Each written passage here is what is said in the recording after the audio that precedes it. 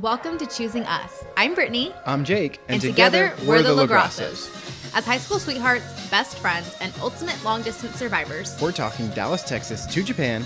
we've learned and developed some tools to keep our relationship full of life and fun. If you want to learn how to navigate life while creating the relationship of your dreams, you are in the right place. So whether you're dating, married, navigating long distance like we once did, or somewhere in between, We hope we can make you laugh, think outside the box, and dream bigger as we walk alongside you wherever you're at. we'll be hosting you on this journey through honest, unscripted conversations centered on biblical principles. Together, we will be embracing the challenges And joys, of relationships, knowing that though it's not always easy, choosing us is always worth it. Hey everyone, Happy New Year. It's Brittany. And Jake. We've got some exciting news about our podcast. We're changing the name from Life Unscripted to Choosing Us, and we're excited to share why. We will be having unscripted conversations about life, love, and building your dream relationship. However, we felt the mission of choosing us better conveyed our heart and vision for this community. Every day, in every situation, we're making choices that impact our lives and relationships. This podcast is about exploring how we can intentionally posture those choices to choose us and help you create a thriving marriage and life together. This upcoming episode was recorded before our final name change, so this is the last time you'll be hearing Life Unscripted from us. But we dove deep on what it means to choose vision together and hope you take some solid nuggets away from this conversation. Thanks for listening and enjoy this episode. Hey everybody, welcome back to the Life Unscripted podcast. If you are new here, we are the LaGrassos. I am Brittany LaGrasso, and that is my cute husband, Jake LaGrasso. And today, what are we talking about, honey? We are talking about casting vision as a couple. Yes, we are. Happy New Year. We are coming at you from the past. We are recording this back in 2023, so happy 2024. Basically time traveling. Yeah. How does it feel to time travel? Do you feel like super cool? Feels like Back to the Future all over again. Yeah, except that we're still not doing hovering skateboards. That was like a thing that was on social media. Did you see that? Because I don't remember what year it was. But I feel like it was like a couple years ago. It was recent. I was like 2020 or something like that, where they were like, where's my hoverboard? Yeah. Anyway. Well, we do have hoverboards, just not like flying skateboards. Yeah, they're not as cool. Anyways, we're talking about casting vision, but not only casting vision as a couple. I think this time of year, obviously, lots of people are doing resolutions. They're game planning for what do I want. Gyms are about to be very full. Oh, yeah, for real.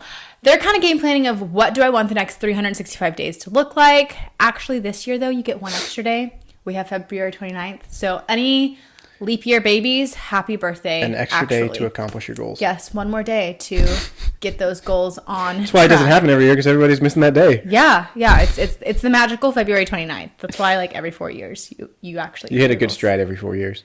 Anyways, being together for 10 years now, we're in our rhythm. I feel like we're in a good season. We're figuring out what works for us. Yes. And today we're going to share what resources and what things we found that are actually helpful for us staying on track for our personal and together goals, I guess.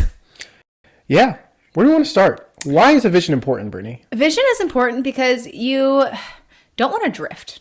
I think so often if you don't have a plan of where you're going, you're just gonna kind of drift. Like if you visualize water and being in a boat, if you're not tethered to something, then you're gonna drift away from whatever it is that you want to be like towards.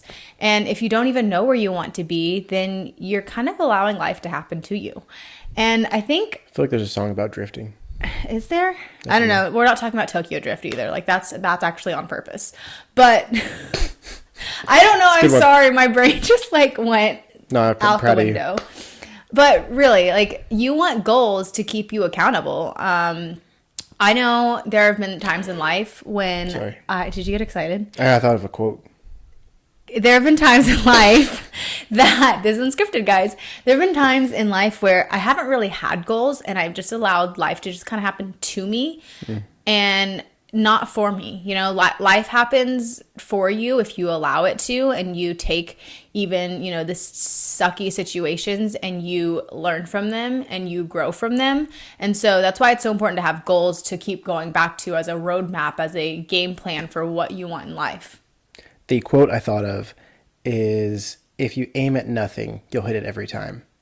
That's so good. No idea who said that, but I remember seeing it on Instagram at some point. Yeah, I'm actually remembering someone told us in a sermon one time, even if you are 1 degree off from where you're supposed to go. That's where I was going to go next, honey. Really? High five. Look at us go. Man, taking all my ammunition. Now I got to think of something else. I'm so sorry. Do you want to take it away then? I feel like you'll explain this a lot better than I was just going to say, if you're a plane, I heard it as if you're going from like California to Hawaii. Yeah. And if you start off going in that direction and stay in that direction, you're good. But at the beginning, or any point along the way really, but especially at the beginning, if you just go 1 degree off, you'll end up like in, I don't know what it was, you'll end up in Japan. Like you'll end up in the middle of the ocean or something like that. Yeah, it wasn't Japan, it was like middle of the ocean, but like 600 or 6,000 miles. Yeah, it was very either far. or is really, really far. Yeah, so point being, it is very meaningful and important to set your goals initially, be specific with where you're wanting to go with those goals, and continue walking along the path towards that. Because if you deviate either at the beginning or along the way, then you're never going to arrive at the actual destination that you set out for. Yeah, you want to check in often. It's just like timeouts in a game. The team, if something's happening good or bad, they use every single timeout and every second very often, like even over their timeout. You've ever played high school football and you were losing at halftime, you had a check-in during the halftime. Oh yeah. So it was typically a lot of yelling. So if you've never made goals as a couple, make this the year to do it. Sit down together and figure out like, what do we want together? Yeah. So I'm going to hop in here. Go ahead. Well, hop in to hop back out. But Brittany had this modeled as she was growing up. So do you want to tell a little bit about your experience seeing that done from your parents? Yeah. So my parents learned from mentors of theirs to take a vision trip every year to go away. And granted, my parents had kids. We don't have kids yet. But anytime you're in the rut or in your routine, it can be hard to cast vision, to take a step out and really see what could be. So every year my parents take a trip, and when we first got married, we modeled this too.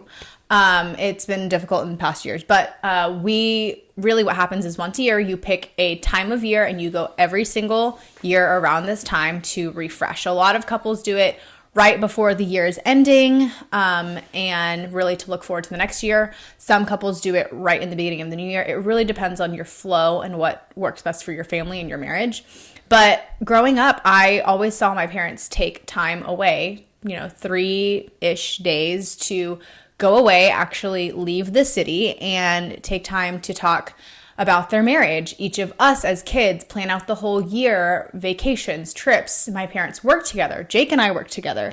And so really looking at every facet of life and figuring out how do we want to attack each area of life and move the needle in every single area and arena of life. And so seeing that and how well that has served my parents and our family and their businesses has been really cool. And then being able to now do that with Jake has been awesome. And we have other couples who we've been mentored by who do this too, who follow this. I actually saw some good friends of ours who just went, and they were staying in snowy Colorado, and it was beautiful. So this is kind of a way we need to go to Colorado. This is a way to kind of take a vacation, but also it's working a little bit. I mean, you are resting together, but you're also doing the work, rolling up your sleeves on, all right, how can we attack every area of life, whether that's, finances or I'm going to vacation. Pause you. Huh? I'm going to pause you. Okay, go ahead. Pause me. So you just went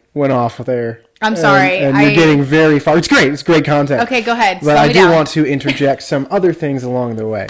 And so I think a lot of the times a hesitancy for vision trips, for even little retreats as a couple, is the cost of it. Yeah. It's one, oftentimes if you're trying to go to a hotel or go Airbnb, whatever, there's a financial cost to it, right? Drive, flights, whatever, I mean, there's a cost even in time. There are hard costs there. There are time costs there. If you have kids, you got to organize babysitting and all of that.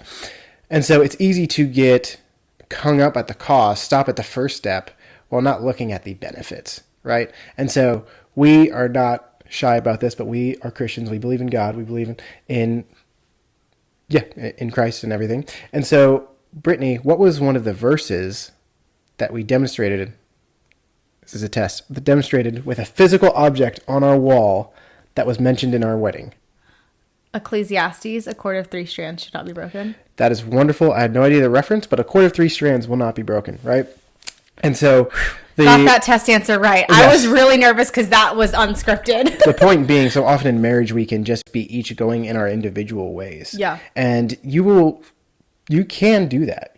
We are self-sufficient. We're not codependent. We're self-sufficient. We are individuals, right? We each have our own free will and all of this stuff. But at the same time, we can only get so far on our own. Yeah. And that's one of the things I think we oftentimes misconceive about marriage is that, I'm laying my life down, which is true. We are laying our lives down. We heard it great at our church growing up, 2 deaths and 1 resurrection. But at the same time, the oneness of having unity and having a vision together, a cord of 3 strands will not be broken. You can get so much further. You can do so much more together than you can apart. I mean, you're remember you're choosing it too. Like no one forced you to get married, unless like you're in that situation, then get some sort of help. But for the most part, when we said I do, we were so excited. We were excited about the future. We did not cry at all on our wedding day. I trembled. I was so excited to get married. I had this like cheesy grin on my face the whole day. And I remember just thinking of, wow, this is like my forever. This is my future. And these vision trips, casting vision together, is going back to that. What does our forever look like? What does our future look like? What does life hand in hand look like with my partner, my best friend? And in our case, our marriage, you are my best friend. You are my partner in life and in business. And, I love that we get to share life together. Like, I think it's so much fun. And I think because we've had vision modeled for us and we, often revisit our goals, we just love doing life together. Yeah. And I think a large part of that is, man, I had the thought, Brittany. You were talking and I was thinking, I'm almost there, guys. Don't worry. We're getting there. Train is back in the station. So in a example of how this played out, right? And one other thing I wanted to mention is that oftentimes when we are casting vision, well, all the time, we are not where we want to be, right? Yeah. And you may be in a hard place. You may be in a challenging, a rupture season. In your relationship, a valley in your relationship. And so, part of what a vision can do for you as a couple is help bring you through it, right? Yeah. It helps you go. It unifies you. It reminds you that, this is temporary, right? This is a season. This is not where we're going to be forever, right? And if we choose to take these steps and follow this dream and vision, then we will, look back on this time and remember it, right? Yeah. And so, how it's played out in our marriage, when we were dating and we were high school sweethearts. So we dated for 5 years into and throughout college, and then got married right after Brittany graduated. How many days? Literally 3 days after I got married. 3 days after I graduated, we got married, and then Christmas was 3 days later. After. No, okay, sorry. I graduated on the 20th. We got married on the 22nd, so 2 days, and then Christmas was 3 days later. Yeah, and so we always talked about how we wanted our marriage to be, our relationship, our legacy to be doing life, ministry, and business together, right? Yeah. And that was what drove us. We read so many books on doing, all these things. And then we got married. In what year? 2019. And we all know what happened in 2020. December of 19. And then we had this 2020 happen. And we remember we were in our apartment and obviously everybody's figuring everything out in February and March, and then everything's shut down forever. Yeah. Not forever, but for a while. And there was a lot of disruption in our patterns, disruption in everything that we did. And, we kind of went into survival mode for our marriage, for our finances and everything. I was working at my first job, my first full-time job. Brittany had worked at her first job, stepped away from that, and then she was just really home. And that's a story of how we got our dog. That's another story. But bottom line is, we just kind of were doing things, right? We were just maintaining. We were in the season of COVID, figuring life out as newlyweds, figuring out how to live together, figuring out who does the dishes, figuring out who does the laundry. Everyone does everything in our house, just to let you know. Yes. I forget who, we're learning how to live and be partners. Yeah, cohabitate and do all of that together. And so, point being, in the midst of figuring all of that out, we lost our vision. Yeah. And Brittany ended up getting a job we're getting another job, but we were both just, we're both doing our own thing, both trying to pay bills. And we were happy-ish. I mean, there wasn't anything wrong. And mind you, I will say, we were going to marriage conferences, that's the word, marriage conferences before we were married. So we were going to EXO. That's one of the ones I know we historically had always gone to. Yeah, we love EXO. Yeah. And I'll just quickly share why we did that. So early on when we were first dating, there were a lot of couples around us who, for various reasons, just didn't end up together, divorce or breaking up or whatever. And some of these couples were couples we thought were untouchable. And relationships are work. It is work to build a relationship. Anything sustainable, you have to work at. And it's an investment. It is an investment. You're investing your time and you're investing your. But the ROI is insane. Yes, the ROI is great. Thank you for interjecting. I love you so much. Anyways. That was hey, let me finish my story, Jake. Yes. So early on in high school, there were some couples who just, we saw their relationships crumbling. And that was kind of a shake up and a wake up call for me that I didn't want that to be what I had. Whether Jake was in the picture or not long term, I just knew that what we had at the time, I wanted to have all the tools we could to make it work and to be successful. And two, whatever marriage I ended up in, I was a healthy version of me so that I could give the healthiest version of myself to who I was going to marry. I wanted to be a healthy wife. And so from that point forward, I think that was really the catalyst of what drove us to pull information to us. So that was books, reading books together, podcasting and conversing about it. And I mean, even when I lived in Japan, we would listen to podcasts whenever we would be awake. We would, go through books together and talk about it over FaceTime. And that's really when we started, figuring out, we loved the growth because we wanted someone else who had modeled what a successful marriage looked like to speak into our life. So whether they knew us or not, we were pulling podcasts and books and couples. And we did reach out to receive, have relationships with actual mentors. Yeah. And one of those mentors, they're super incredible. They have this, what is it? Retreat? I guess ministry retreat. Yeah. So during this time after 2020, 2021, we're working our jobs. Rhythm that is going in different directions. Yes. So we're kind of like making it work, but not really making it work. And this couple, they had this vision, well, not vision retreat. I mean, kind of a little bit. It's called Same Team Forever. And we love them. We will always give them the props. Yes, they're great. So we entered into a giveaway. They were giving away one of their first retreat, right? Yes, it was their first retreat. And we were just thinking, oh, this will be fun. Like, it'll be I haven't gotten away since our honeymoon. Out of the norm. Granted, this was a year and a half in. This was right before we got our dog. And we're like, okay, cool. So we ended up going. I didn't really expect anything of it other than we're just investing in our marriage. And so I was like, I was just excited to spend time together and invest.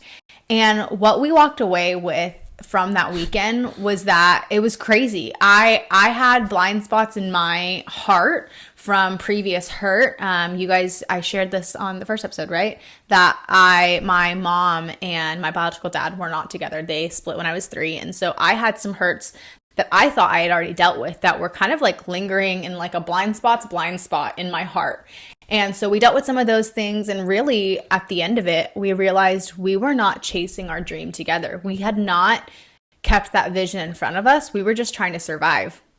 Yeah. And so since then, we've just really, taken our vision and figured it out. Done our best to take massive action, as Tony Robbins says. Yes. And some seasons that's very obvious, and some seasons it's just a grind. Yeah. But at the same time, we have that true north of this is where we are going. And we can help evaluate decisions. We evaluate decisions based off of our core values, but also based off of our vision and where we are going. And so our vision for this next year is really unique. We'll talk about that at some other time, but we have some really cool opportunities going into the next year. But that being said, we evaluate opportunities and decisions now based off of where that vision is going. Yeah. And we never would have really gotten there had we not been woken up or kind of shaken at that event that we our heart was to do life together, and where we were headed was not that way. We were honestly headed towards just having two siloed jobs, which we would have been fine with because it paid the bills, but we wouldn't have been actually fulfilled. And that is okay for some people. Yeah, and that's okay. But there's nothing wrong with that. But we knew that we had a conviction. And I think a lot of times we can start off with a feeling. And when a feeling becomes a conviction, it feels wrong to say no. Yeah. Right? It feels wrong. Everything in your gut is telling you to go do something, and if you're not, then you're just always going to feel out of place. You don't feel true to yourself. You don't feel like you're truly doing what God has called you to do. And so for us, it became a conviction for us to work together. Yeah. And so in that, we have to take a lot of massive steps because we were in two very different places. Yeah. And now I'm going to kind of fast forward this a little bit. Yes. Now that's one way to cast vision, is to go to events together. Another way is to read books together that are kind of pulling you towards growth, and going through that together with your partner, with your husband, your wife.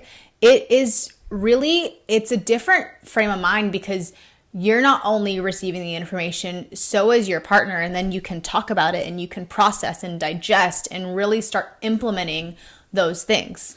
Yeah, and another part is dreaming together. We talked about this a little bit in our first podcast, but and it goes in line with a vision, but what is your dream relationship? A lot of vision, I would say, is more destination oriented. Mm-hmm. Yeah. But dream is more, I don't know, holistic. Like, how do you feel when you're in your thriving marriage? How do we feel? Dreaming is 3D. Yeah, that's a good way to put it. Vision is 2D, like this is the accolades I have, but dreaming, it's 3D. Yeah. And so it's, how do you feel when you are your best and you're in your thriving marriage, and what are you guys doing, and what does that look like? What does the day-to-day life look like, you know, and what does your house look like, and, all these things. And that's not just fluff, but that is literally you deciding that this is where we want to go. And again, just another evaluation process of how can we get there, right? Yeah. Just like with dieting, right? We hear this all the time. I think I probably heard it on Dave Ramsey at some point, but he's like, you know what to do, right? Like, to eat the apple and not the bag of chips. Yeah. Right? So you know the right thing to do. But that's because you know what your goal is in that situation, to be healthy. I mean, part of that's discipline. And the other part is, are you acting congruent to what you want in life? If you want to be a world-class champion, Olympian, you're not going to sleep in and miss your training every day. If you want the relationship or the life of your dreams with your husband or wife, you're not going to skip on date nights and not check in on each other. Like, it's imperative for the health of your marriage and your life to continually be tethered. I think so many couples drift because they don't know, who the other person is because they don't keep checking in. Yeah. Yeah. And we good? Yeah, we're good. Okay. In one of my men's groups that we had, we were talking about kind of principles of manhood and being good husbands and things like that. The first one was accepting reality, and 2 is taking responsibility. And I think this comes into play with vision. Mm-hmm. And we as men are leaders. We're responsible for the direction of our family, but a lot of times our initial hesitation is flight. It's this isn't going how I want. I want to get out of here. Or unmet expectations, which is a big thing in every relationship, in each couple, in each individual, that can often cause a lot of frustration and fights at times, conflict. But point being, we have to take responsibility for where we are and how we got here so that we can get to where we're going. Yeah. And we have to take responsibility for that vision along the way. That's so good. Yeah. Keep it going, Britt. I think, part of that, the reason why there's so many unmet expectations is because there's not communication. So, part of keeping the vision is checking in. Like, we check in at night when we lay down in bed. We ask each other, we spend a lot of our time together, and we're like physically together, but there can be things that are going on in my head that Jake has no idea because he's not always on my phone or in my head. And so sometimes he'll ask me, how's your heart? And when he first started asking me that question, I'm like, what do you mean, how's my heart? But then beating. Stop. But now it's like, no, I can like reveal to him what's going on in me, and he can speak to me to like and encourage me in a way that's, you know, it's congruent with our values, but it's also tender to what I'm going through. And he's the only person on earth that knows like all the inner workings of my heart and in my head and what's going on. And even this week, we've had a lot of deep questions and conversations and just like thought processes during date night, you know, in the car, driving around, running errands. And I think that closeness is because we commune all the time. Like I'm a verbal processor, so I have to process everything, even if it like doesn't make sense to verbally process. I'm sorry. I'm a verbal processor as well, so we like to talk. This works well. But I think there's so many unmet expectations. Back to my original point, is because there's not enough dialogue. So you're expecting your husband or wife to read your mind, and like that's not fair because no one has telepathy. If you have telepathy, I would like to talk to you because I would love that gift. And to be able to send it, because sometimes I don't want to talk about the hard stuff. I don't want to dig around the hurtful, painful things. And I think that's where unmet expectations come from. Yeah. A part of that as well is it's a learned skill. It's not just something I don't know, maybe you're trust us. Maybe you're inherently have a lot of intuition. I don't. So in the beginning, we had a lot of unmet expectations. We had a lot of unmet expectations, but at the same time now, I will say I'm not an expert here. There are times where Brittany will just say, you know, what is weighing her down or why she's weighed down or that she's weighed down, and I wouldn't have noticed. But a lot of times I will say I can tell when she is carrying something alone. Yeah. And that gives me an opportunity to not, and she may have frustrations in the midst of that because she hasn't communicated something to me. And so I can politely ask her about it and say, you know, I know your frustration isn't really about this situation. Yeah. What's causing the issue? And are you not feeling seen, heard? You know, what hurt you? Because hurt people hurt people. Yeah, I mean, even if you look at a wounded animal, like they're that way for a reason. They're hiding for a reason. Same thing with humans. I mean, we go into self-preservation when we're hurt, and I think there's so many. Like, I just lost my train of thought. What were you saying? Oof, being able to recognize was one thing. You talked about an injured animal and being hurt and hiding. Right before that. Hurt people? No. I don't know, hon. Anyways. This is why we do unscripted things.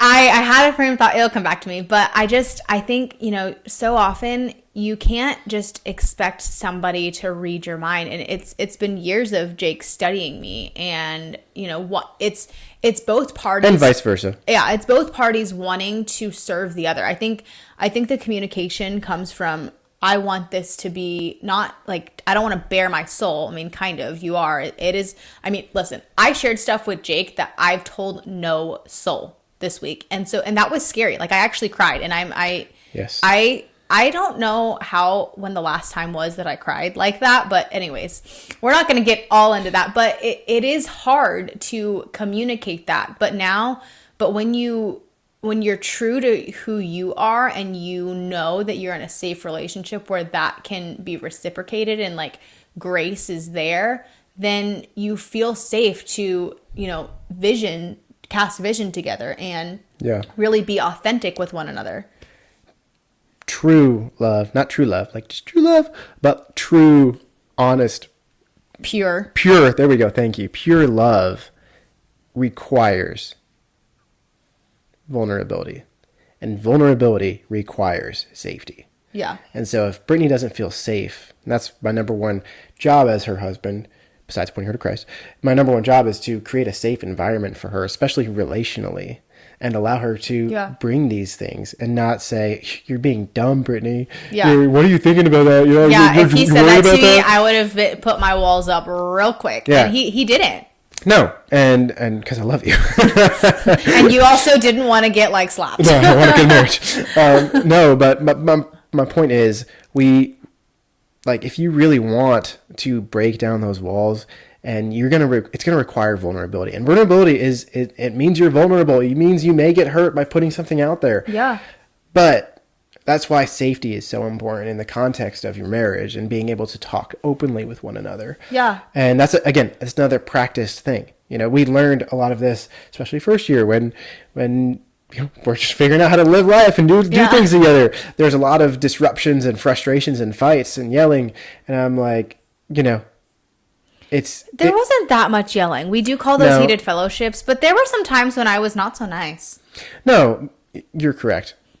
And so my point is, it's just really helpful to steward your environment, to create the right environment. The environment is one of the most important things. Of course, you can't control outside factors, but at the end of the day, we need to remember that it's us against the outside factors, not us against each other and against the outside factors. Yeah, what you are a team against the world, like literally you two. So any family stuff, work stuff, like it's not like, oh, that's Jake's battle and this is my battle. This is our battle together. What affects me affects him. What affects him affects me. And I think that's the reason why you've studied me so well and vice versa. And she uses those words because I tell her a lot that you're my, it's cheesy. As cheesy as it is. You're my favorite subject in college. Yeah. Oh man, I sound like such a dork saying that. Yeah, you do, but it's cute. We'll edit that out. Just kidding. This is unscripted. But I think part of having a vision together is willing to be authentic and willing to communicate your heart and who you truly are. And if you're not able to do that, that's where you have to look inward. Like, what is it that I want? Is this person the right person for me? Are we moving in the dating process? Yeah. Are we moving in the same direction? And sometimes like it might take going to a conference, getting out of your own thinking and really looking and evaluating. And we'll do a separate episode on this, but that's why dating is so important. And I would say it's done so wrongly today. One, you want chemistry, you want commitment, and I need another C word for like vision. Chemistry, commitment, collective.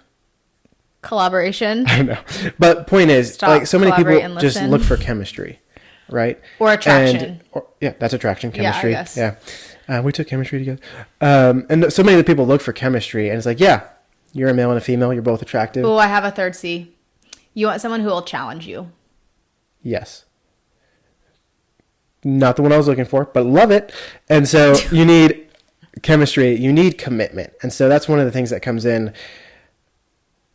I'm not going to get into specifics, but bottom line is it takes some time. I wouldn't suggest dating 5 years like we did because we were high school sweethearts. We weren't going to get married right out of high school. Some people do, they make it work. Hey, props to you. I knew I wouldn't succeed as much. You weren't ready for that. I wasn't ready. Y'all didn't even know the stories. But point being, you need some time to develop that commitment because you need to go through some hard things in your relationship to know that you're still committed to each other. Yeah. And you're willing to do the hard things together. And I don't know another C, but bottom line is you need a vision to help unify that and draw you closer together as you move towards that goal. You need a vision to chase together. There you go. See, man, look at you, Britt. So look at that fist bump. So we have talked a lot here. Yeah. I don't know how long this one is, but this is good. This is really good content. We're really enjoying this. I mean, obviously we're passionate about vision. The feedback that we've gotten just from our first episode that we posted on our anniversary has been awesome. You guys are so great. And if this is helpful, share this. But what I want to leave you guys with is this. We have worked on something for a while and we want to give you a resource. So this is going to help you with those weekly check-ins or date night questions, things to spark the conversation and get you thinking more unified and more as a team and really help you vet out your relationship if you're in that dating process or if you're married, like really starting to draw back the curtain and like get into those deeper parts of your heart. And I'm excited to give this to y'all. It'll be in the show notes. It'll be link in bio on our Instagram and our Facebook. Can I talk about it a little bit? Yeah. So practically, we talked about the vision a lot, the importance of vision. For lack of vision, people perish. It is important to have that vision together. But at the same time, you need check-ins along the way. And so we have weekly check-ins. We have, like we said, nightly check-ins at times. But point being, one, we need to check in on each other and see, how are you as a human? How are you as a wife? How are you, are you carrying things like we've talked about in this episode? What are you going through? How can I serve you? What does the next week look like? Just the practical things, right? What does our life look together the next week? Yeah. And then at the same time, are we taking steps toward that vision together? Yeah. Are there things we need to drop to achieve that vision? Are there things we need to pick up to achieve that vision? Yeah. And there have been plenty of things, that we've implemented. Some we've not been great at, but this packet will have things from date night questions to those weekly check-in questions that, how can I help serve you in this week? Like, what can I help you to do? What can I help you do this week? How can I love you better? And these questions have really helped shape our marriage.